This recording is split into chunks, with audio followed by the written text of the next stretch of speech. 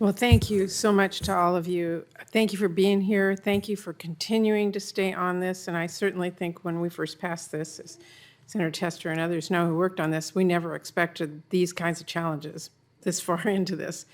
I'm glad the VA made some announcements yesterday. We're going to be following up on this. Your testimony today is extremely important. And I know I'm not going to give up, and I know Senator Tester's not going to give up, Senator Brown, Senator Moran. We want this to work. Well, I didn't see you over there. I don't know anybody that wants this program to work like this. I think we are in this, and we want you to know that, and we're going to continue to work to make sure that this program is instituted the way we envisioned it when we first passed it. So thank you all very much for being here, and appreciate the responses so far. I do want to ask Ms. Sawyer a question a little bit differently, and it's great to see you again. Thank you for your steadfast leadership advocating for veterans and their caregivers. As you know, we made changes in the last caregiver bill to make VA better account for the invisible wounds of war for which a veteran may need a caregiver. Tell me, has the VA done a better job with invisible wounds? And what would you like to see them do as part of this new look at regulations?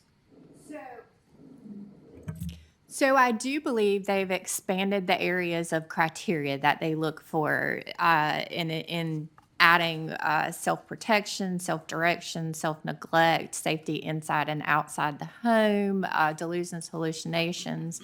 Unfortunately, and I think some of this has to do with COVID, but I also, and how they've changed things with COVID. Unfortunately, it becomes a self-report. They ask the veterans and caregivers about these things themselves. They don't ask for the input of any specialist. The input of any specialist is not required. Only 5 questions from the PCM, those very generic questions that I listed, which don't really get to the heart of the matter and whether or not anyone feels that this veteran has a mental health need or a psychological need or a traumatic brain injury need for supervision. I think that's what Kara was referring to when you said you had 3 doctors that said they needed somebody with them. Correct. But that didn't count. Yes, they're not even asked for. They're not required to be asked for their input. Only the PCM is required to be asked for his input. And then, like I said, those questions are very generic. Why wouldn't you ask the specialists for their input? What is the purpose of not allowing them to weigh in? Our organization, in working with appeals, has taken those areas of supervision, protection, and instruction and actually asked the specialists to weigh in on those.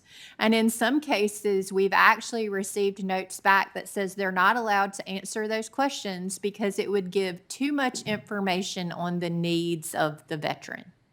Well, isn't that the entire purpose of this evaluation, is to inform the decision-making body about the needs of the veteran?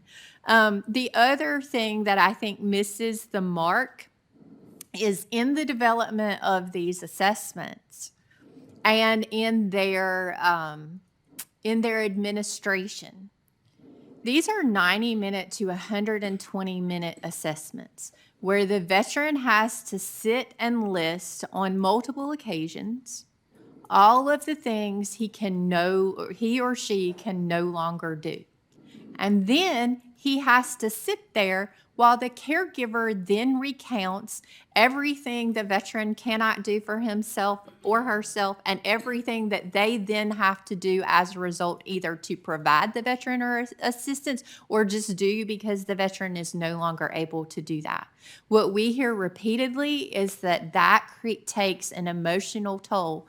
For some of these folks who have very severe brain injuries, sometimes they forget that they have these deficits. We've been told for the last several years, build up your veteran, focus on their independence, and then we have an exam that does nothing but tears them down. And as soon as you get them built back up, it's time for a quarterly assessment that goes over the same thing. And so there is really no program that no other disability program that you qualify for that you have to re-qualify for or have a check-in on such a frequent basis. And we're wondering why VA does that. And then we hear VA say that there's a lot of wraparound VA mental health services, but I don't see that in practice.